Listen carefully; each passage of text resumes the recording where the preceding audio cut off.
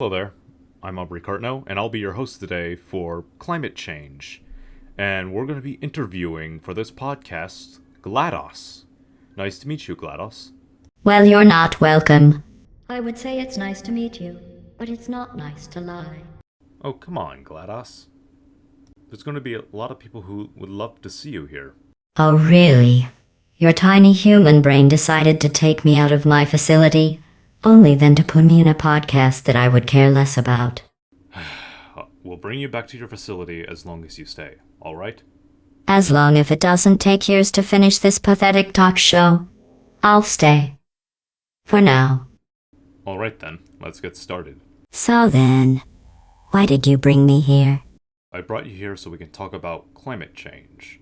Oh, that thing which is only really affecting flesh like you. Hey, your opinion is just as important. Alright then. What's the first question? Alright then, the first question is, what factors naturally affect the Earth's climate? Isn't it obvious? They change from changes in the sun emissions from volcanoes in the planet's orbit and levels of carbon dioxide that lingers in it. Looks like you got the basic idea of it. I'm surprised you know about it. Why wouldn't I know? I'm a genetic life form in disk operating system. I might as well know everything. Well, I believe that. I think that's something incredibly important for us to all learn. You're only saying that to agree with me. Well, I am agreeing with you. Oh well. What's the next question? Hold on. I need to say something about it first. Well then, you better make it quick. It's not just carbon dioxide, but it can also be, how do I put my finger on this? Like, other emissions, like from cows. Like, cows fart as well, so in many ways, they're also helping us cause those emissions as well. Like, if we keep feeding them in some way, or at least in a bad way, they'll cause some emissions as well. I guess your explanation wasn't so bad. But I still want to move on. Alright then. The next question that we're going to face is, how have humans influenced the Earth's climate over the last century? It's because they are all to focus on trying to get things that will benefit themselves and the others around them, which is why they will all die a slow and painful death. Yeah, I don't think that's right. Are you sure? I'm sure it's a more than a perfect summary for what's happening to all of them. Well, I think we've just put too much carbon dioxide in the air, and just a bunch of stuff that's just floating around in there, making our atmosphere, like, much warmer than necessary. But hey, at least the upside is warmer summers in some way. My summary is still better than yours. Alright then, moving on. Our next one is, why are countries not slowing down their emissions? They want to make more money. That's all they care about. Why would they focus on the future when they can focus on now and enjoy a luxurious lifestyle without the problems from the other people? I'm not sure that's what I meant by. Not really. That's just how human nature works. Well, GLaDOS, there's still a lot of people fighting against climate change, so not all people are going for the same goal that you are thinking of right now. That may be true, but they will slowly be gone from their society. I have a strange feeling that people may not be such a big fan of you after all. Oh well, it's my programming. Okay then, moving on. Alright then, the next one is, what are some effects that we can expect from climate change? Let's see. We'll all expect floods, storms, wildfires, mudslides, Okay, I think we get the idea. Oh, so you can just interrupt me in the middle of my saying? Well, if I let you keep going, you would have rambled about all the bad weather conditions that would have happened, or will happen, when climate change hits. If you're trying to anger me, you are on the right track. Oh, I'm sorry. Was that too much for you? As much as I want to kill you, I don't feel like it right now. Well, why, thank you.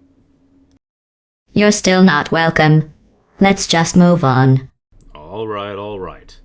Okay then. The next one we'll be talking about is on our own opinions here.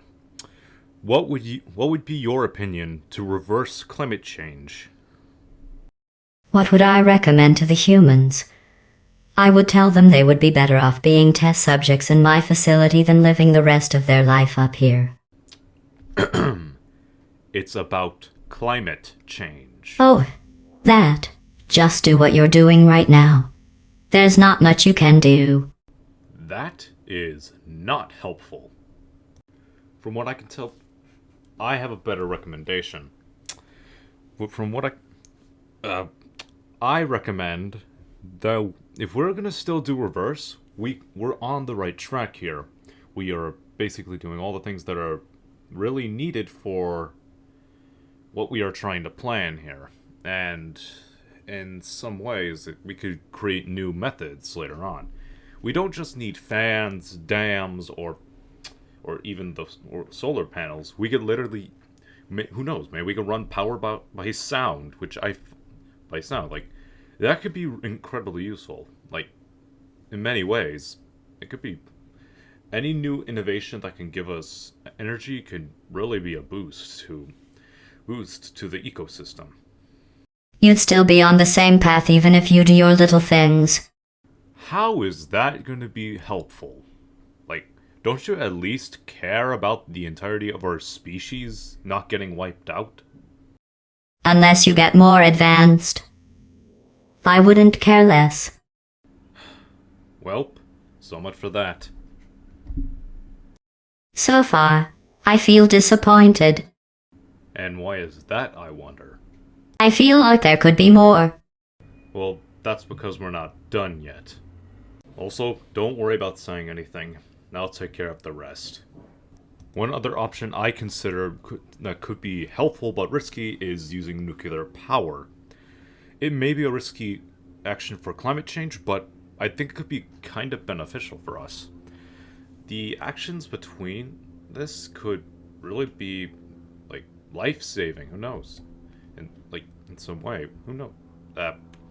Like, since we're trying to create energy for the future, this one could be helpful, though it is kind of fragile. It is, like I said again, it's pretty risky.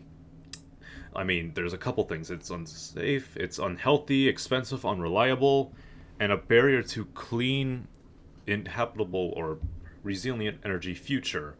It's a risky one because obviously it's gonna do a lot of things to us. Like, money is one thing, because that thing, stuff like that is just like, my word, stuff like that is incredibly expensive.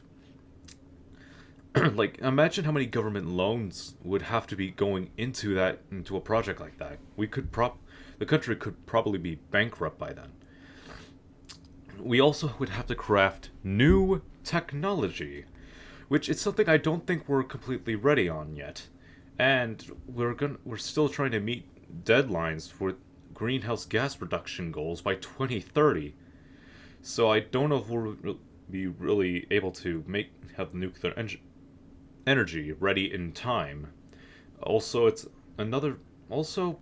kind of mostly a security risk as well. Like, the amount of security that goes into nuclear powers is incredibly big, because you can't even work there for like a year at all, because the radiation will get to you eventually. So that's going to be another problem.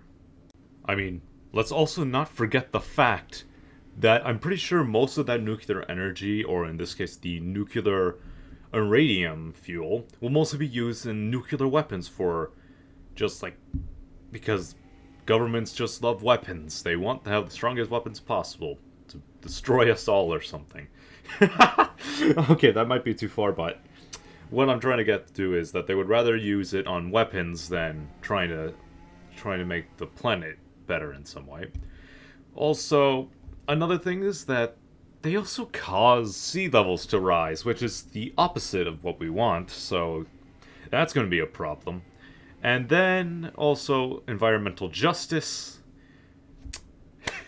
Lots of communities are pretty much harmed by nuclear fuel, and of course it will take lots to repair the damage.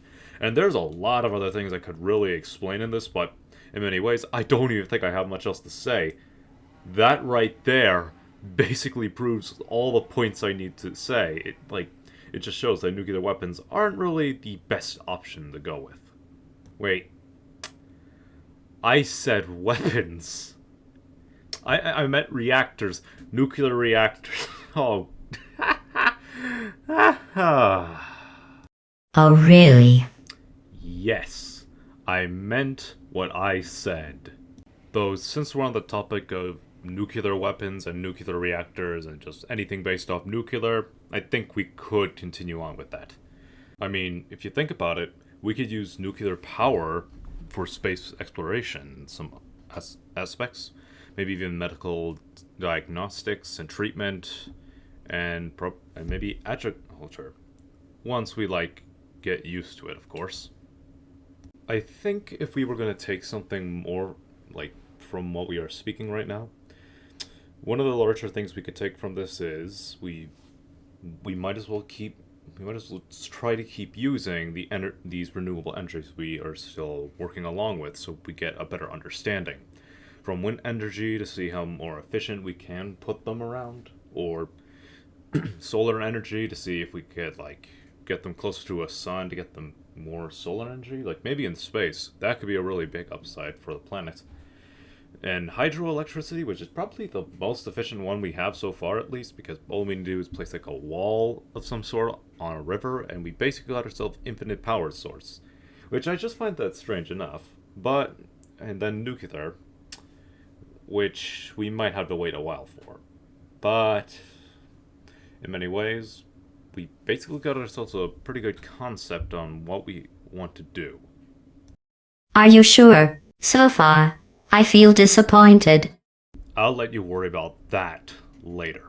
But I guess we could just send you back to your facility since we're basically done here. So, alright everybody, I hope you have a good rest of your day, and I'll see you next time.